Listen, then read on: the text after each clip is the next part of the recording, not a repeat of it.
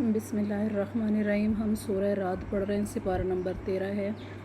والذین، اور وہ جنہوں نے صبر کیا اپنے رب کی رضا چاہنے کو، اور نماز قائم رکھی، اور ہمارے دیے سے ہماری راہ میں چھپے اور ظاہر کچھ خرچ کیا، اور برائی کے بدلے بھلائی کر کے ٹالتے رہے، انہی کے لیے پچھلے گھر کا نفع ہے۔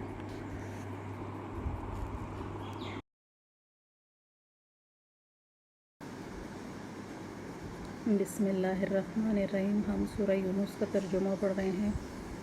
یہ دیکھیں لکھا ہوا ہے اس میں اللہ تعالیٰ نے فَقُلْ حَسْبِيَ اللَّهُ، تو تم فرما دو کہ مجھے اللہ کافی ہے، لا الہ الا ہوا، اس کے سوا کسی کی بندگی نہیں، علیہ توکلت، میں نے اسی پر بھروسہ کیا، وَهُوَ رَبُّ الْعَرْشِ الْعَظِيمِ، اور وہ بڑے عرش کا مالک ہے۔